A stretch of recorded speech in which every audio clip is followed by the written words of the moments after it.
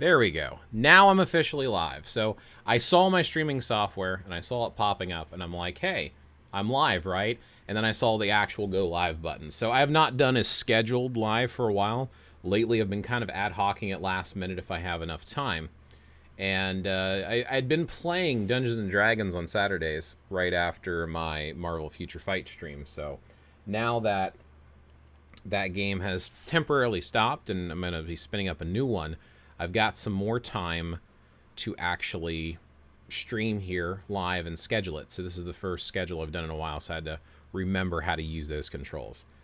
Yeah, anyway, so if you're catching this after the actual live, cool, no problem. And if you're here live, feel free to jump in, make your comments, share your thoughts. So this is going to be a very big opinion-based topic to discuss and to just kind of share your opinions around.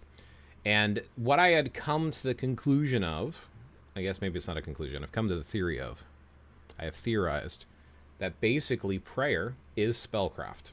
It is casting a spell when you say a prayer. And, excuse me, man, I gotta be coughing, of course, right at the beginning of my live, right in the microphone, just for all y'all. While I was talking about this topic earlier, so I was streaming a video game earlier that I like to play. And while I was streaming this video game, I was talking to some of the viewers, and I'd mentioned what I'm going to talk about today, and they actually laughed and said it's probably going to piss people off if I call prayer spellcraft or spells. And I don't agree with that. So I figured I would get a couple websites together that have some definitions. I've noticed one thing that seems to be a trend in some of the New Age movements, the esoteric movements, is that when you talk about different terminology, whether it's magic or spell or ritual, people will put their own definitions on it. And I think that's kind of the case for most of the things when it comes to spirituality, and people will adapt things. People definitely borrow from other traditions and reuse names. So I thought it might be good to level set with actual definitions and then expand upon it with my own personal opinion. And likewise, like I said, if you disagree or agree, jump in the chat and share your thoughts on that, or even comments after the video is in my live archive. So let's take a look at my browser. So I'll shrink myself down. Oh no, I'm doubled. Ah, there's two blazes. How do you handle that? You don't. Okay. Let's look at the definition for prayer. So this is Britannica.com. So let me go ahead and grab that, put that in chat, because I always like to share references. And I think this is like the thing that's missing from a lot of conversations with an esoteric nature, is sharing where you're getting your information from. So with today's chat being opinion-based, it's not that I'm getting it from somewhere, it's collectively over time I've started to develop this opinion. So prayer, according to Britannica.com, an act of communication by humans with the sacred or holy God, the gods, the transcendent realm, or supernatural powers. Found in all religions in all times, prayer may be a corporate or personal act utilizing various forms and techniques. Prayer has been described in its sublimity as an intimate friendship, a frequent conversation held alone with the beloved, by Saint Teresa of Avila, a 6th century Spanish mystic. Let that soak in for just a second, and then we'll go on to at least a couple other definitions. I got a couple tabs open here. The next tab I want to reference is a website that I'm not a huge fan of, but let's face it, it's used by a lot of people, and if we're trying to standardize a definition, it's important to use. So this is Merriam-Webster.com. Okay, so this is their definition of prayer. An address, such as a petition to God or a god in the word or thought, a set order of words used in praying, an earnest request or wish. Number 2, the act or practice of praying to God or a god.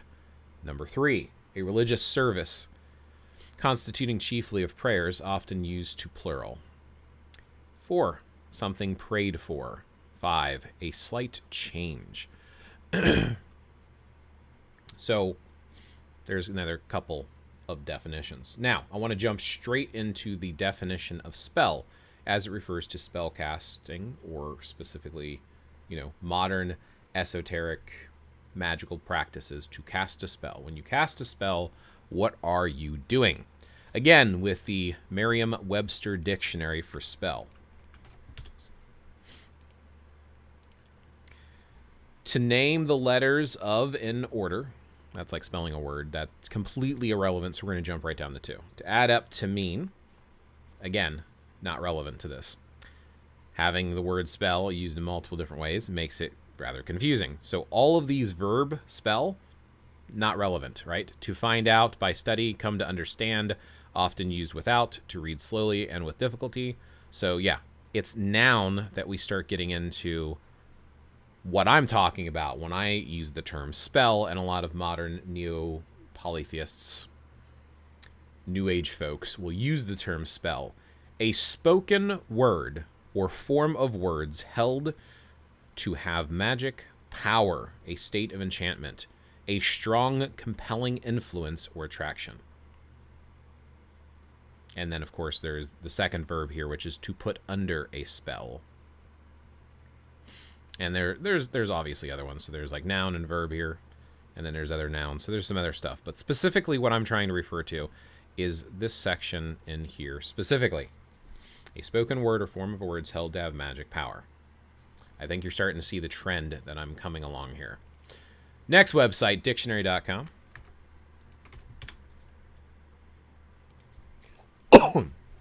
So verb, we already know we can skip the verbs, so we're going to jump down to the noun section here. Where is the noun section?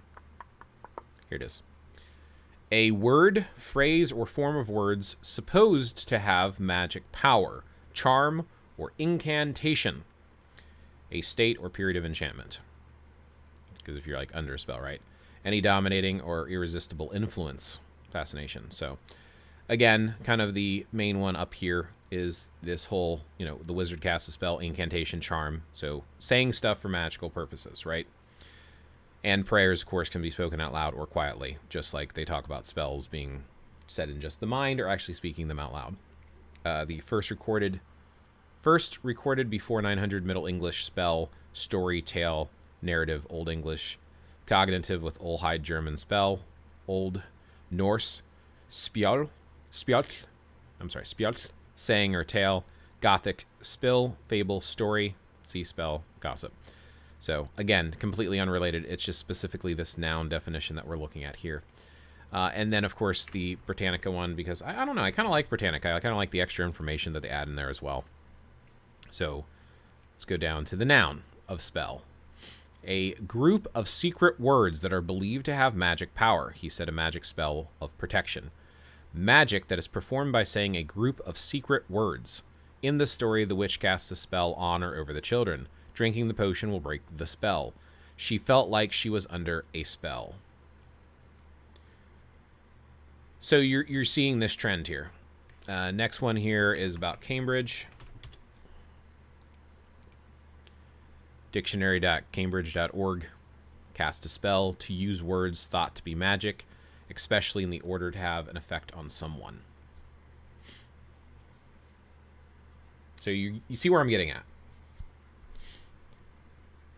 In different religions and cultures, people are saying words either verbally out loud or quietly in their head, focusing on these words to have some sort of communication with some sort of supernatural force. That supernatural force could be nature, magic, the very essence of the fabric of reality, gods, goddesses, single god, doesn't matter.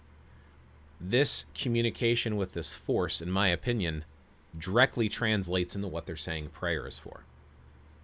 And the way that a lot of modern New Age neo-practitioners of the esoteric arts, of arcane mysticism, when they're casting spells, they are saying words to bring about change by appealing to these powers. To me, prayer is just a form of spells. Spells and spellcraft all revolve around drawing energy and power to get something done. Prayer typically is a way of communicating specifically with a divine force versus just a generic force, which is why I feel all prayer is spell work, but not all spell work is prayer. I don't think they go back and forth. I don't think they're synonyms for each other. Similarly, it's kind of when you think about witch versus Wiccan. As far as I know, every Wiccan is a witch, but not every witch is a Wiccan. Or I recently found out, completely unrelated, that apparently pumpkin pies are made with squash. When you buy store-bought pumpkin to fill for your pie filling, it's squash. Pumpkins are squash. Not all squashes are pumpkins. Interesting. But I think it feels like it fits with this. All prayers are spells, but not all spells are prayers. If you look into some antiquity or even some other traditions outside, like most people are going to think about some sort of monotheistic faith, you know, Judaism, Christianity of some form. They might think of Hinduism. So they'll think about like these different types of prayers and stuff that are typically used in today's societies. Or when people try to do some of the Reconstruction New Age stuff, people tend to use prayers. A lot of the individuals that are practitioners of some of the New Age paths tend to be some form of priest or priestess, or at least self-proclaimed priest or priestess, regardless of the name they're trying to use. Because they're trying to appeal to that higher power, to their deities, to their divine force that's out there. If you look at Taoism, you have something called Fulu. And I might be pronouncing that wrong. My Mandarin is absolutely atrocious. But Fulu is basically these little papers that they draw these symbols on, and it's kind of like, it's writing. They're actually writing something here. It's an order to appeal to the higher forces, to the gods in Taoism. Yeah, Fulu Pao. Pai? Fulu Pai. Okay, anyway. So with this magic and stuff, they will put these talismans that they draw out on a piece of paper, and they will put it on a door, or they put it on a person, or an item or something. And it's sort of like an order.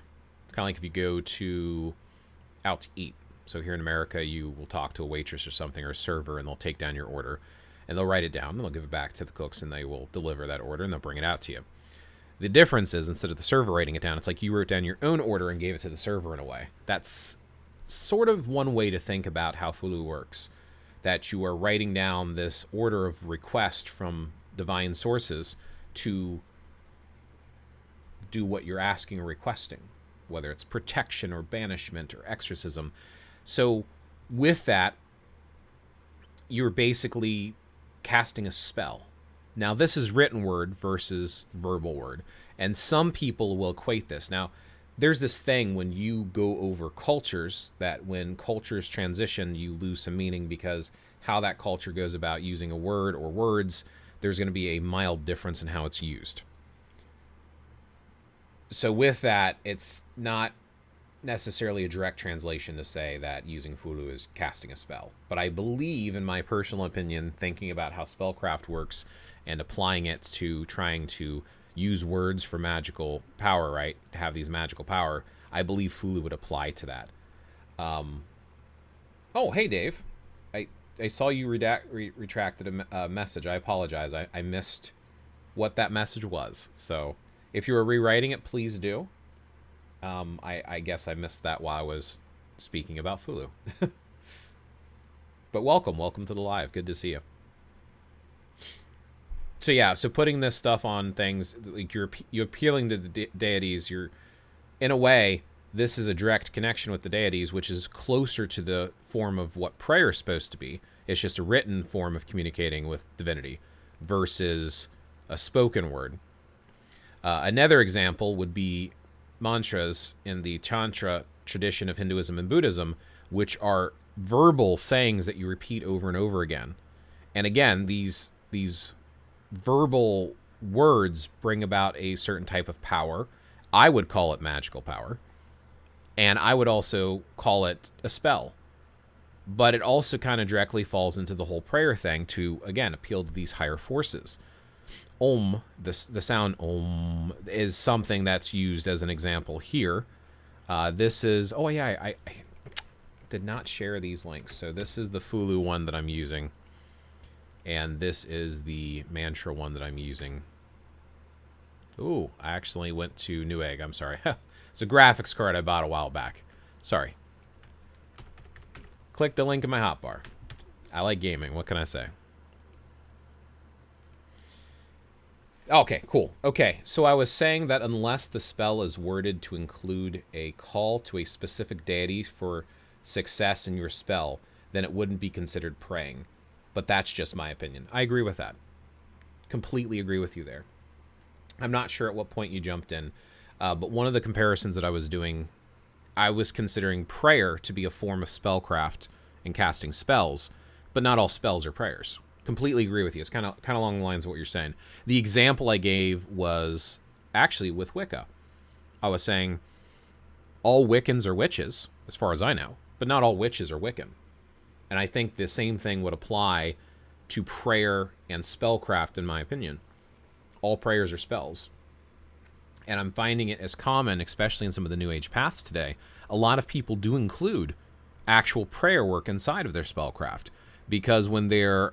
And I think it also depends on how you view divinity, right? If you view them as actual beings, gods and goddesses, or if they're part of a greater sum of everything. If you're trying to appeal to the raw fabric of reality and nature, to tap into games, fiction games, there is, in Dungeons and Dragons, there are priestly class, such as the druid and cleric, which do their divine magic.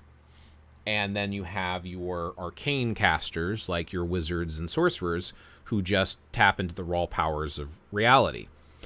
Now, interestingly, in that fictional world of gaming, the divine forces, the gods and goddesses, will tap into those magical powers, but humans could directly tap into them. So in that type of fictional scenario, they're both magic. There's divine and arcane magic.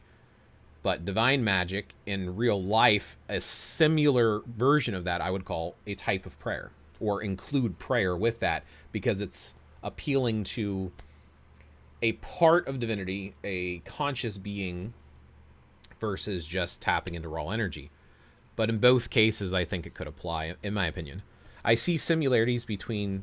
so Tiny Tabernacle says, I see similarities between prayer and spells, but I haven't cast spells before. But with prayer, sometimes I'm asking for things and help. But a lot of the time, I'm just talking to God throughout the day.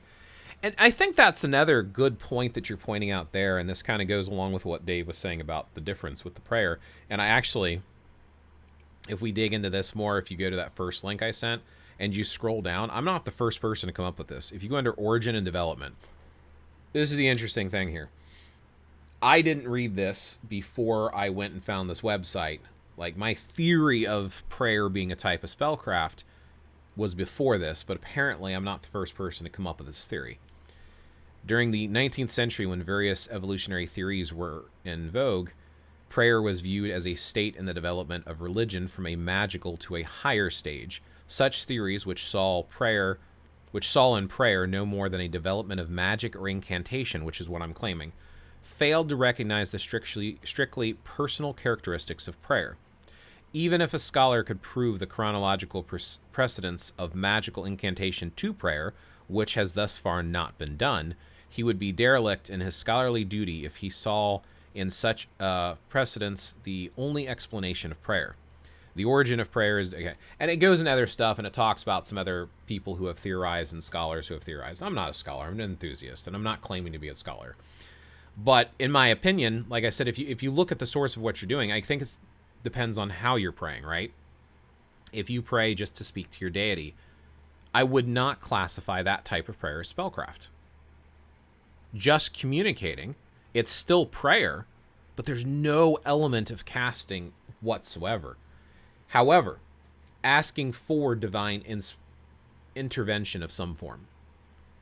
Heal me, heal this person, protect me, protect my family. Requesting something through prayer, in my opinion, is spell work. And maybe that's the... Okay, so earlier I just said all prayer is spells, but not all spells are prayers. I would like to retract that. I think it's more of like an overlapping circle. So here is your spells, here is your prayer, and there's a point there in the center where they overlap, and it's both a spell and a prayer, but it's not always the case. That makes more sense to me now that I work it through in my head and listen to what I'm saying and listen to what you're saying. That would probably make a little bit more sense to me. So that's a very good point. So you could just speak with divinity And how is that necessarily a spell? Because if we're thinking, again, of these definitions that we're finding here, a spoken word or form of words held to have magic power. Unless you want to consider just having the communication aspect be magic, right?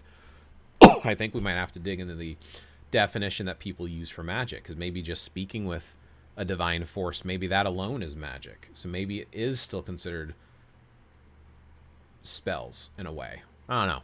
I feel like spells are when you're trying to create some form of change. And I don't think you need to speak or pray during a spell, but I think a lot of people do.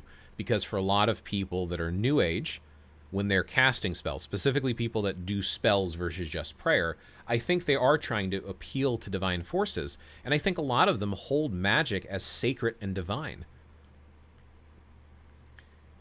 Yeah, I see request-based prayers as basically the same or analogous to spells. Yeah, it's just a thought. Like I said, I'm sharing my opinion here. This is not fact. This is me considering and walking through the thought process when I think of spells and prayer and how they differ or don't differ. But having a conversation like this opens my mind too, because I'm thinking of it my way. Talking about it might open me to new ways of considering it. The last big thing that I wanted to bring up as far as links go, and then we can just talk about it and give examples of things, is this here. So the Kinvi amulet is kind of along the lines of Fulu to me, where it's actually rereading this thing with spells, right? A spoken word or form of words. Form of words, I think, would be considered written word. So I think from that direct definition, the Fulu and the Kinvi amulet are written examples of a spell.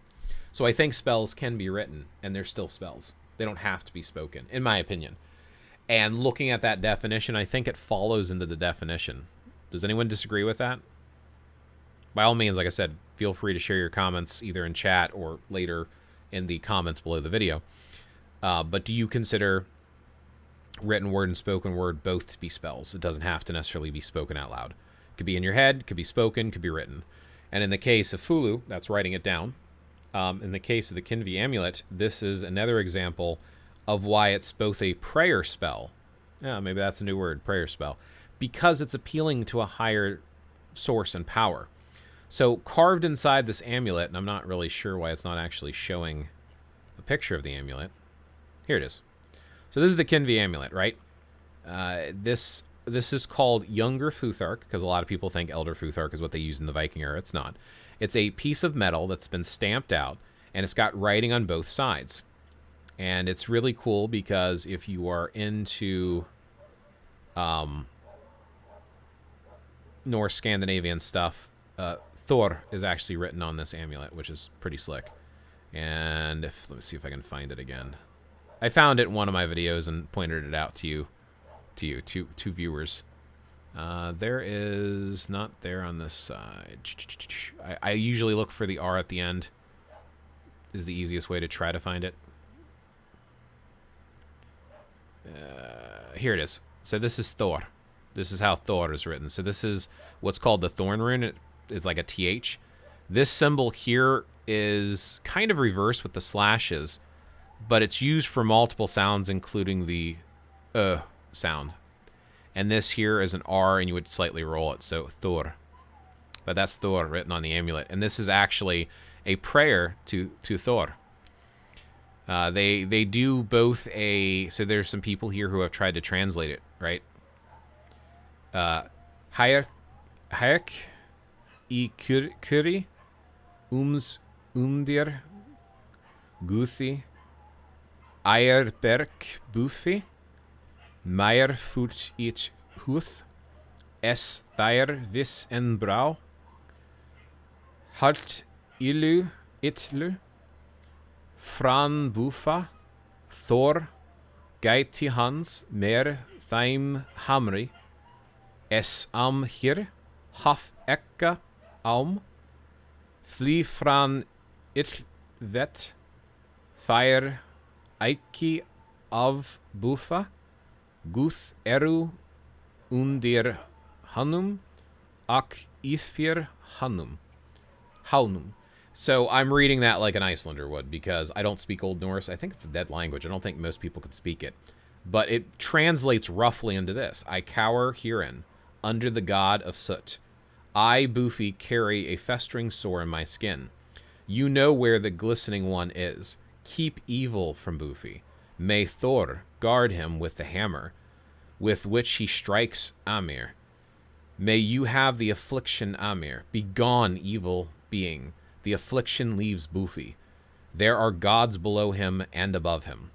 So in a way, you are saying and writing down this spell to appeal to the divine forces out there, and specifically invoking the name of Thor and his hammer. And that's this part here. Thor gæti hans, mich þeim hamri. Hamri is hammer. Thor. And you notice there's two R's there. Yeah, so it's interesting. So again, this kind of pulls the two together, right? Both prayer and spellcraft in one, into an amulet of all things, into something that is charged that you would wear as a pendant or attached to something. More comments. Jessica Ambrose. Maybe intent is a factor as well. Where divine spellcasting and divine prayer are often drawn upon through the help of a higher power, whereas arcane spells are drawing upon more tangible sources. That's actually a very interesting way of thinking about it, and maybe that is a good way to think about it. Pagan Coffee Talk. Hello, welcome to the stream or live. It's good to see you. Tiny Tabernacle. I think people have tried to reconstruct what Old Norse sounds like. They have. Jackson Crawford can speak the reconstructed version of Old Norse to some degree, at least. Yes. And I use him as both a source with books and his videos a lot. But I have not attempted to learn to speak Old Norse. So when I was reading this, I was doing this based upon my study of Icelandic. I do study Icelandic because, well, my mom was born in Iceland, so it's directly part of my family. So I'm very interested in the language. I'm not fluent at all, and I'm still learning, but I get excited whenever I see words related to Icelandic, because apparently Old Icelandic is very close to Old Norse, or at least that's the theory. And I think even Jackson Crawford does that as part of his reconstruction on speaking the language, is attempting to learn Icelandic. So yeah. But yeah, no, it's definitely some interesting stuff. So I think you're accurate on that. I believe you are right. Going back to what Jessica was saying about the factor is, you know, where you're drawing the power from in the higher source. I think that's a very fascinating approach to thinking about how prayer versus spell would work. And I'm kind of wondering, maybe one way to think about it potentially is you have spells, but you can include prayer within the spell, or you could not include it within the spell. But then I think you also have to consider how people think of divine source, right? Some people, or at least theories that I've heard, I don't have a reference for you because I've been studying this stuff for almost 30 years, and everybody has an opinion, and I don't know where its origin or source is. But one of the things that I remember either reading or talking about or whatever, considering contemplating my own, is the idea that divine source, divinity, the gods, the goddesses, the greater beings, are in fact part of this universal divinity that's part of all living existence. So there is no separation between the arcane and the divine. Even though you might not necessarily be appealing to an exact name of a deity, that doesn't mean you're not tapping into the same source, potentially. I mean, again, that's just one philosophical theory on spirituality. That doesn't make it the only way. But that's one thing to consider. If there is a clean separation, though, I'm sure that there's individuals who would use spell work to specifically interact with the forces of nature and not consider that to be divine. While others, like I said, it's all divine, right? Even if you think of it from a Christian standpoint with their prayer to their God, they believe God created everything, so literally everything is divine. Nature itself is divine. If you look at some of the North Scandinavian stuff, let's look specifically at Iceland, and if you look at the modern stuff, like with Ásatrú, which is the modern revival movement in Iceland, as I understand it, they look at we would call them gods, but there are three clans: Aesir, Vanir, and Jotnar. And they are literally raw forces of nature itself. Like Thor is the thunder and lightning. Like, it's literally a personification of thunder and lightning for that being. So again, if you're praying to forces in nature, you are praying to the gods in a way. Again, I think it depends on your personal outlook. So I think you could take it to two different places, but intending to communicate with a being versus just the raw force is a pretty clear distinction for some. And I think that it would be a good way to separate it. I also think that spellcraft itself, designing and constructing and casting your own spell, comes from a different place than prayer. So can you cast a spell just by speaking words? I think you can. Can you cast a spell just by writing down words? I think you can.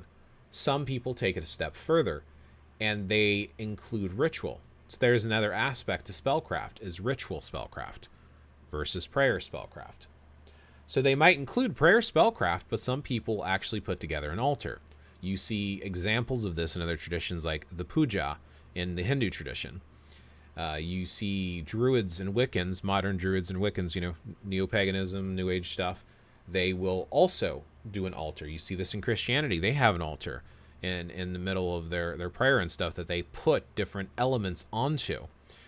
And they will put incense, candles, water, herbs, and all of these different items are supposed to draw in their own powers.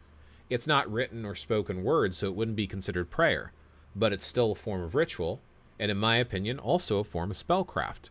So one way to craft a spell is to include the ritual element and the prayer element. Hey, Grassland G, good to see you.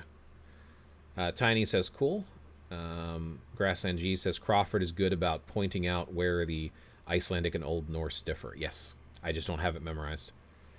He also says, animism really muddies the waters of this conversation. I suppose most workings, there are neither prayer or spells, just communication and exchange. Sorry, I wandered into the weeds. No, by all means. And I think that's kind of the point of this, is to get people thinking. Like I said, I wanted to have a topic where people voted on it instead of just ad hoc last minute. So I figured if I scheduled this in advance, more people could plan to attend versus, I don't know if Blaze is going to live today. No, you knew in advance. You knew a week in advance. You all had time. No excuses. I'm not sorry. And now that you had the opportunity to prepare, then you can also maybe look up your own research and bring that to the conversation as well. Or just bring your own personal experiences.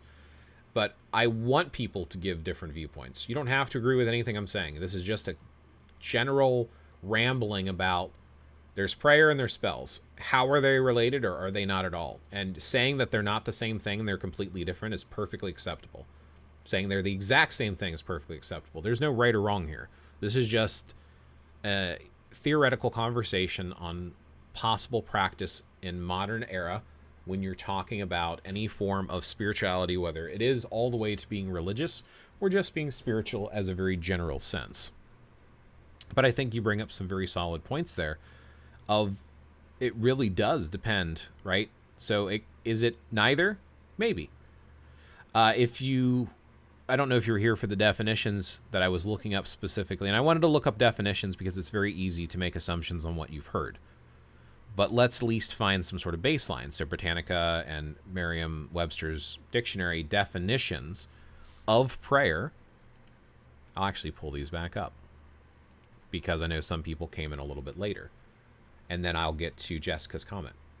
So if I pull this back up, double myself. Woo, two blazes. Britannica's definition of prayer: an act of communication by humans with the sacred or holy, God, the gods, the transcended realm, or supernatural powers.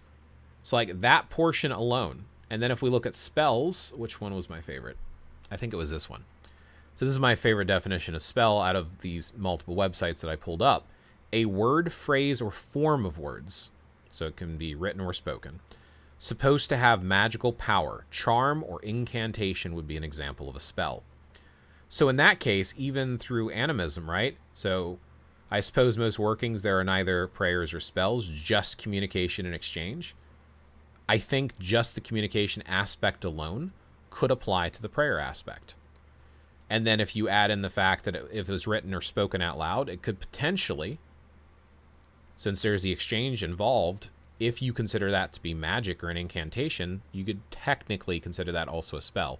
Maybe in that case, it's just a prayer. But again, I mean, it depends on who you talk to, right? Everyone's got their own way of using these words and what they think is right and what they think is wrong. So, and that's why I want to talk about it, because I think it's fascinating. I think it's amazing to really dig into this, and especially people that are new to kind of looking into their own spiritual journey instead of just doing what everyone tells them to do. These are things to consider and think about, especially if you're going to tell people, yo, you cast spells, or I can cast spells for you. People do that. Okay. What is a spell? I see a lot of people drawing from their own original upbringing when they're trying to do New Age magical stuff. There is a lot of similarities between Christianity and some of the other religions like Hinduism and Judaism, especially Judaism, with their Kabbalah and their Jewish mysticism, and the way that a lot of modern practitioners and some of the New Age movements do their stuff. Hermetic Order of the Golden Dawn. It's very similar. Jessica said, thank you. Using either spellcasting or prayer should maybe be classified by intentions no matter which source. Good intentions versus bad intentions. Difference of culture wouldn't matter then, right? Classified intentions. I don't know if classification based upon intentions is really a way to go about it. And the reason I would say that is like, so which one is good and bad intentions? For example, you can cast a spell of protection with applying to a divine source or not, and that's a spell. That's not bad intentions, so you can't really say spells are bad intentions. Same thing with a prayer. You could pray that someone gets harmed because they're bothering you. You know, please, whatever deity, strike this person down, smite them, banish them from my life. That's bad intentions, but not all prayers are bad.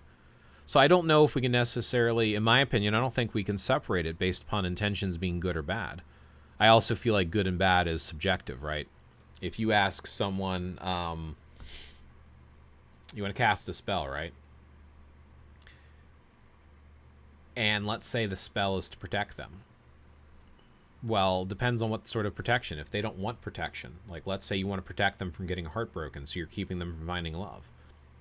You might have had good intentions, but is the outcome really good if you're blocking them from the ability of experiencing life and growing? It gets very iffy. That's why even for a lot of people, there is a morality in practicing magic where you never, ever cast a spell on someone else or for someone else without their permission. Some people follow that rule very strictly. And a lot of them, even when they're casting spells, like love spells are super popular.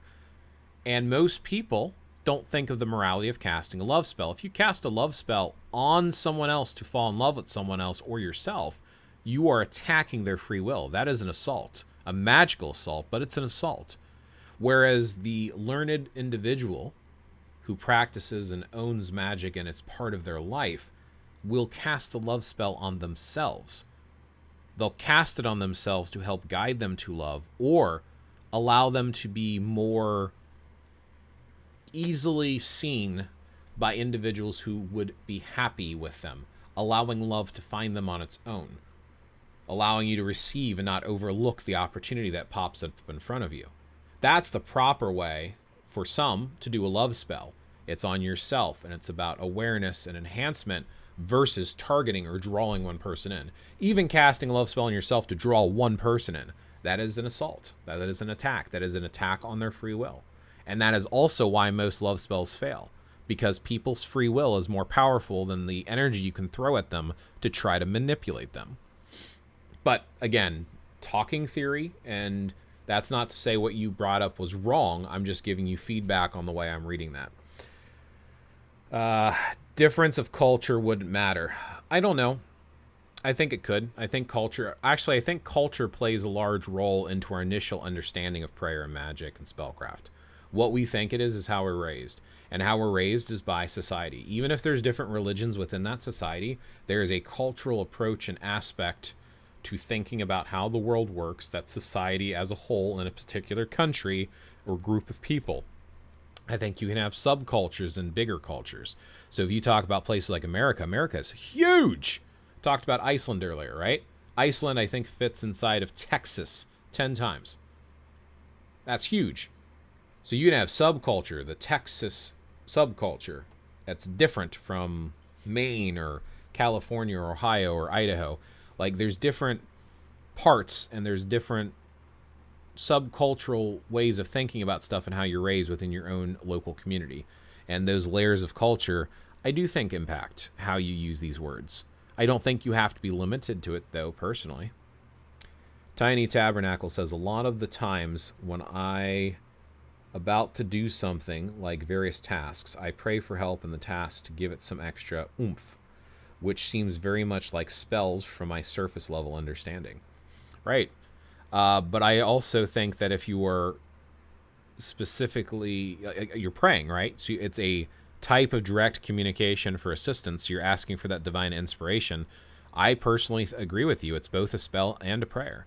And I think the word you choose to use in that scenario is based upon your comfort level. Grassland G. Agreed with the points made if there is no request. If not a spell, but a prayer of request is analogous to a spell. The Venn diagram analogy applies, right? That's a good point. I figured I would do clouds behind me since we're talking about prayer. So, you know, communicating with that divine source. A lot of people think of the sky when they think of divinity. They think of something above us. It's always like people elevate stuff when they think of connecting, which is interesting because a lot of polytheists, as above, so below, as a common phrase, which actually comes from the Jade tablet, which is supposedly an Egyptian tablet that has the secrets of the Philosopher's Stone, but I've done a video on that already. But the reason I specifically bring that up is I think it's interesting because there's a lot of earth-based connection and connectivity. So looking into the earth, the Mother Earth, to find herbs for healing and for taking care of your body, or for nourishment, or wood for furniture, or fire for heat. Like, there's divinity all around us. There's a divine sense all around us. But symbolically, a lot of people like to have clouds when they think of divine. I think that's probably a cultural thing, but I think in America people think of the clouds, white puffy clouds, when they think of any form of religious divinity. Maybe I'm wrong on that, but I think of it sometimes, even though I would rather see a lake or a mountain. Like, I like the nature more than just the clouds above. I think the clouds are part of it. Either way, I thought it'd be a neat background. So I looked at, so looking at my second monitor, and I'm seeing my video feed over there, and I saw my background. I figured I'd comment on it. Anyway, sidetracked. Back to the topic at hand.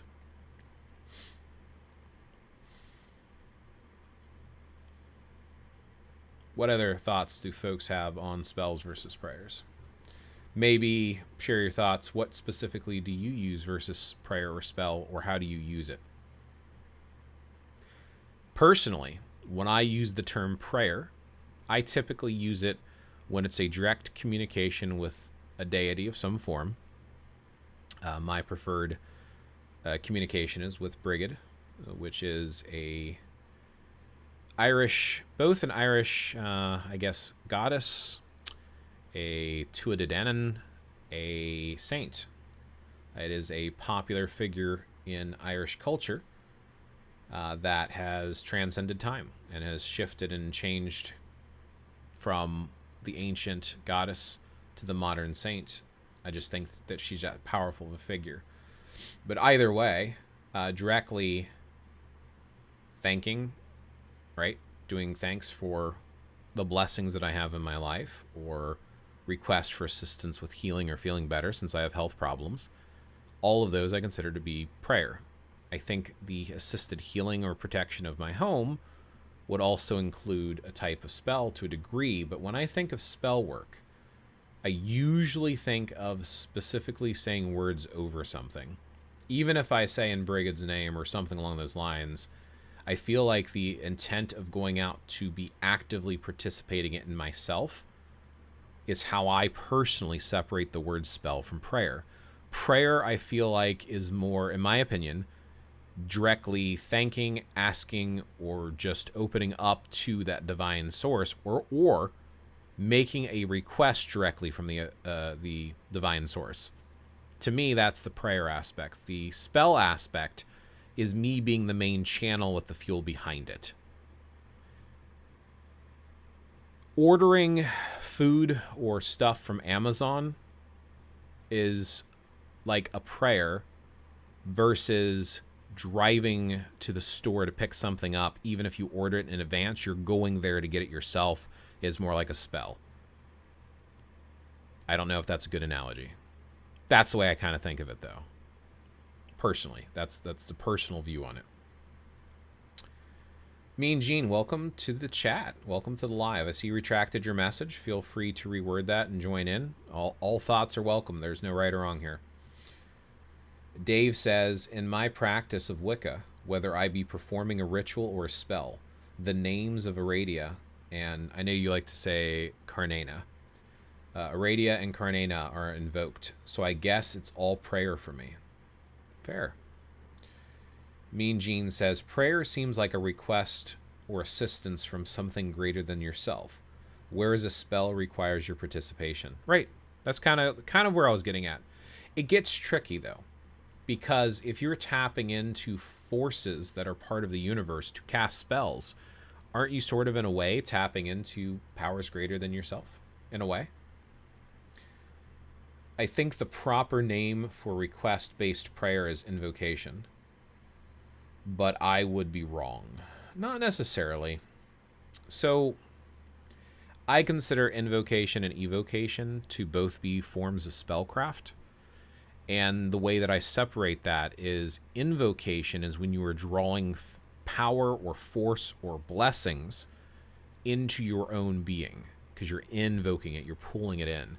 Evoking is to pull it out in front of you. So if you are casting a spell or prayer on your house, that's evoking energy or power into that. If you were doing the blessing unto yourself or healing unto yourself, you're invoking it, you're pulling it in.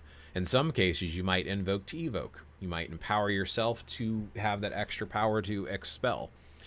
That's the way I use those two words, and I'm not sure how accurate that is. That's just the way I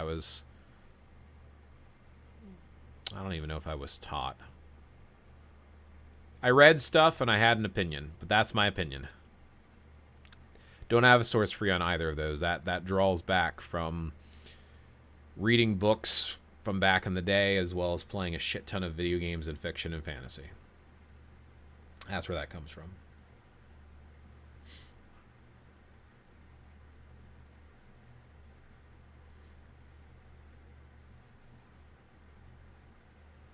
I'm pausing to wait for the chat for a little bit. I'm trying to keep most of these lives to around an hour because I feel like if people go back and watch them later, I don't know. If you've missed a previous live, would you sit a live up in the background and either watch or listen to it for 2+ hours? Or does 1 hour seem more appropriate? I think 1 hour is reasonable time to expect people to watch it again after. So I will be wrapping up the live soon, but I do not want to cut anyone off. And if you have any final thoughts, opinions, or theories you would like to share with the chat, please jump in. Jessica says, I believe writing, playing, listening to music can also be a form of both prayer and spellcasting. I agree.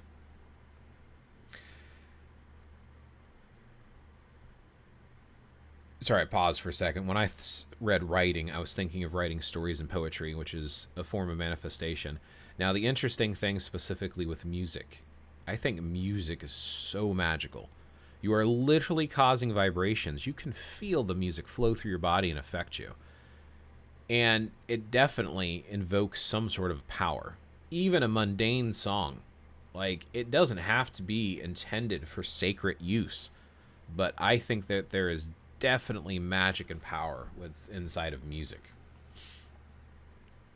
In fact, I'm going to reference, most of the stuff I will reference will come from one of 3 big sources, because it's where I've spent most of my time studying. the New Age druidry, which is coming out of the Irish, Welsh, and different type of Celtic style traditions, right? And then there's going to be the Norse, Nordic, Scandinavian stuff. Because again, those are two of the biggest things I like to study based upon my own ancestry. And then I will tap into some of the Taoist and folk traditions of the Chinese stuff, because of the study I've done in Eastern philosophy and martial arts has had a big impact on me as well.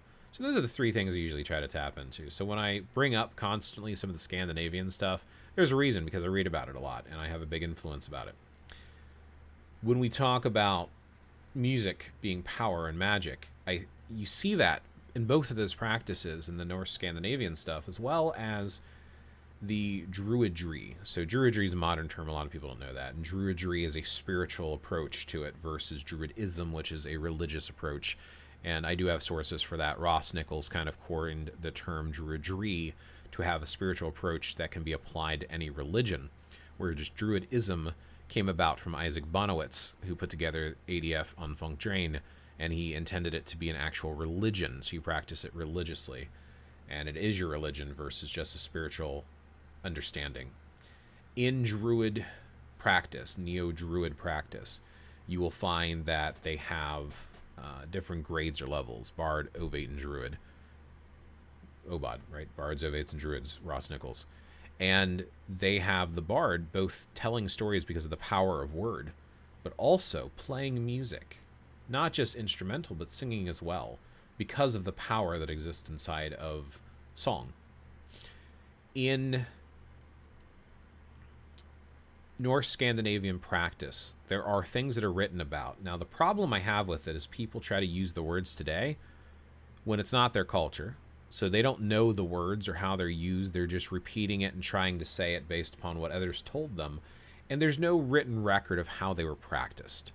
So when people put together how to use it, they're making up modern stuff and applying a foreign word from antiquity onto modern practice. And that rubs me the wrong way. But it doesn't change the fact that there are two terms within Norse Scandinavian practice, specifically Icelandic, that goes back all the way to Old Norse, that have to do with music and sound. So two of the different practices was seidr, which a lot of people try to translate as magic in English, apparently involved ritualistic dancing and singing with women. It was a female practice because of the magical nature of music, because it added and enhanced their ritual that they were doing for seidr. And then you have Goldr. Goldr is a verbal sound that a male would typically make, even though women had also used Goldr. And sometimes they said they would use it even during battle. We don't know how it sounds, but apparently it was actual music. And there are people who have tried to reconstruct today Goldr spells, and you can look them up on YouTube, and it's music. And it's supposed to have these effects because it's supposed to be Goldr, which is like a type of magic, basically. So it's interesting that you bring that up, and I kind of agree with the magic behind music. Music is language, definitely. Yeah, completely agree. Completely agree. So I guess I didn't need to give all that context behind it, but if you were newer to my channel or you haven't seen me in a while, I like to give some reference. And if you watch all of my stuff, you'll hear me repeat some things a lot. Yes, Blaze, we understand you like druidry and Norse Scandinavian stuff. Yes, Blaze, we know your mom was born in Iceland. You've said it 80 million times. Mean Gene says, music is magic, which you can choose to participate in or not. TV is a little more sly in its techniques, which is why I don't turn it on anymore. Interesting. Yeah, I can see that. And I agree with you. I think music is a form of magic. I do agree with that.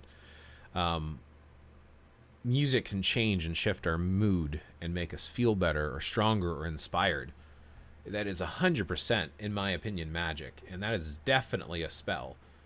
I've actually made the argument before, so I do illusions and tricks too, like sleight of hand type stuff, and I consider it to be real magic. Now let me explain that, because people are like, oh, magic and tricks and stuff. It's real magic because a magician that does stage magic, like tricks, is weaving a spell of illusion through their words and misdirection, and they are having an effect on you and making you believe in the impossible. So no, the actual effect of vanishing something or making a card float or springing fire from your hand is not the actual magic. It's the effect that that has on you and your psyche that is magic, in my opinion. So I consider that to be real magic. In a very similar fashion, the performance in druidry, they have something called Awen. Now, I prefer the Irish term, which is Imbas, Imbas. So you can look up both of these words if you want to. So this is Awen, and this is the one they use in Obod, and this is Imbas, which is Irish.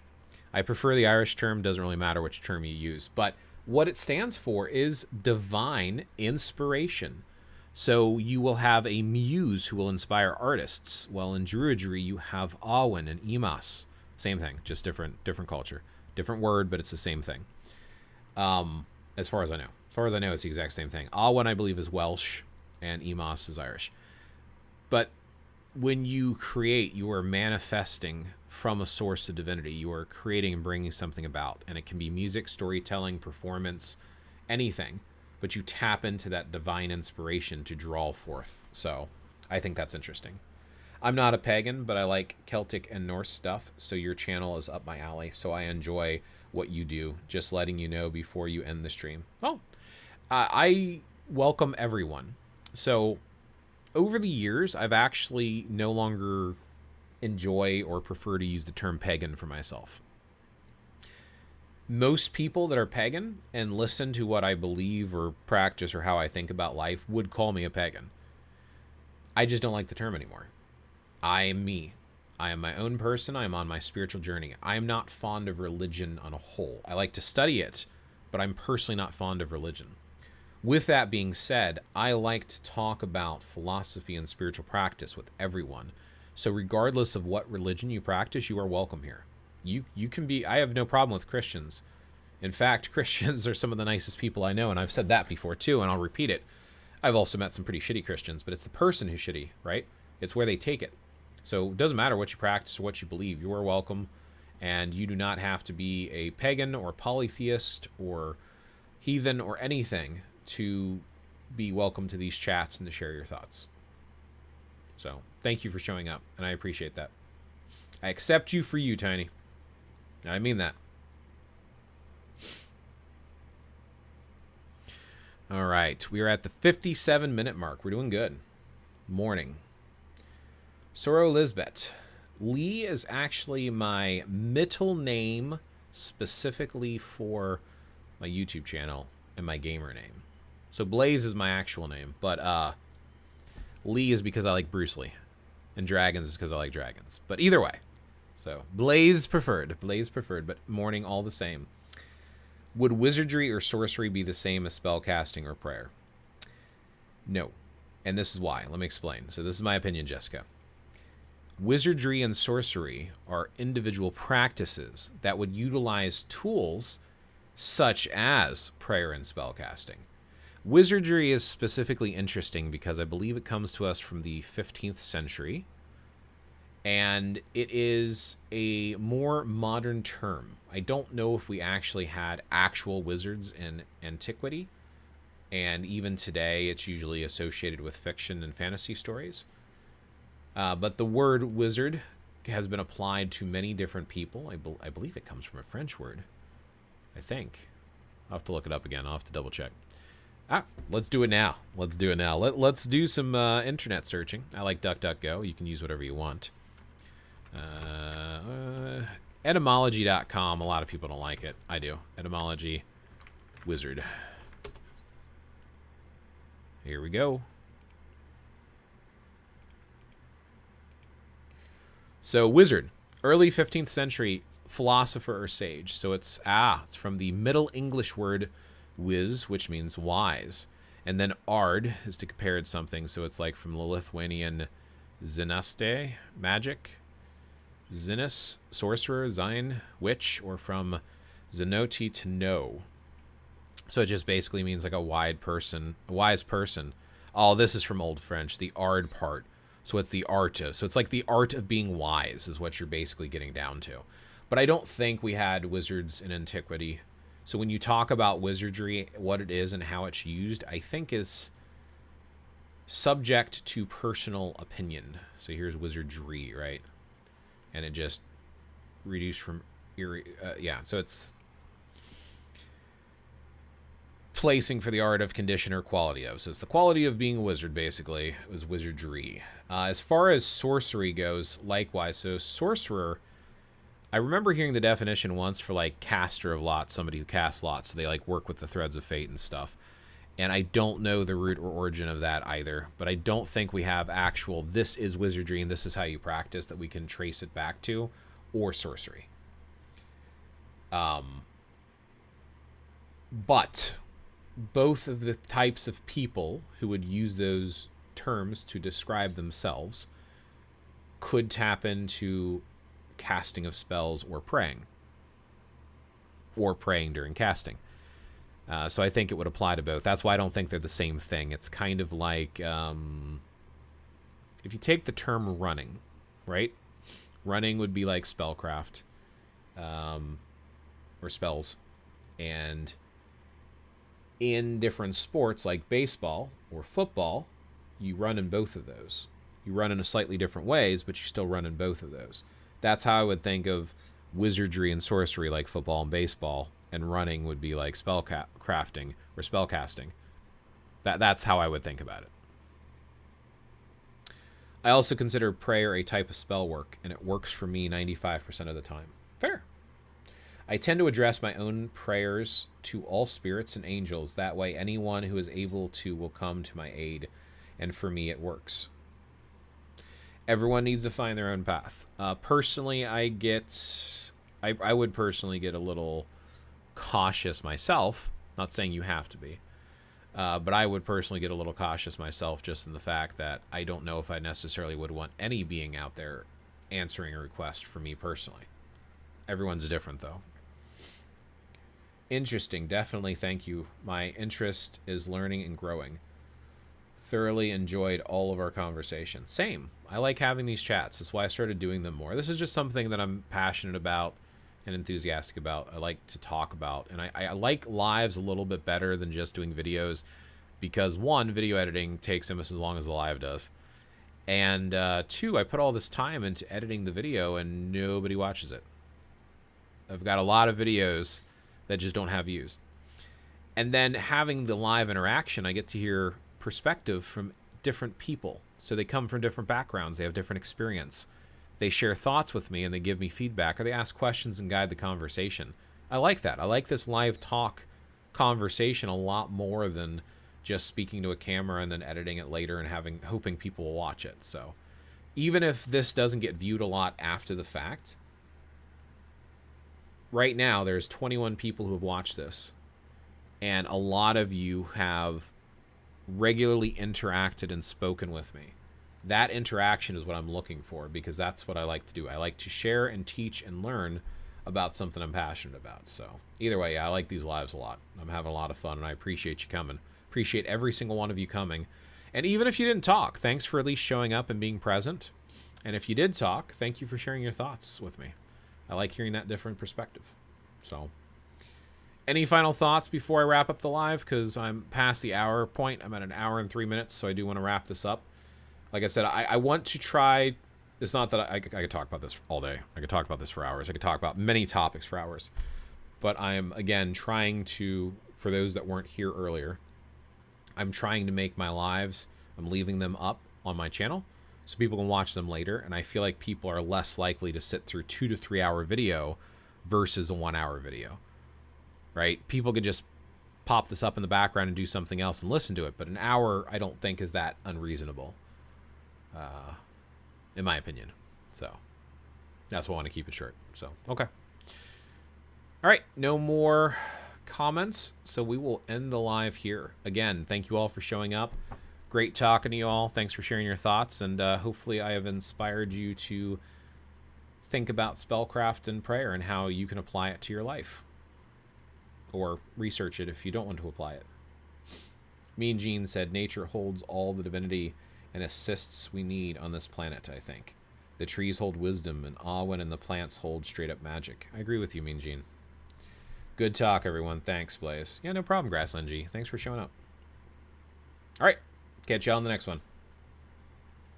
Oh, in closing, I'm trying to get mildly active on my community tab, so I will post stuff sometimes if you want to vote on it or leave comments. So the next one I'll probably put up, I'm probably just going to go with the last voting mechanism. So when I do my next topic, I'll probably just pick the next one down, because I had 3 topics I was interested in for these lives. But every so often I might put up a poll if you want to participate.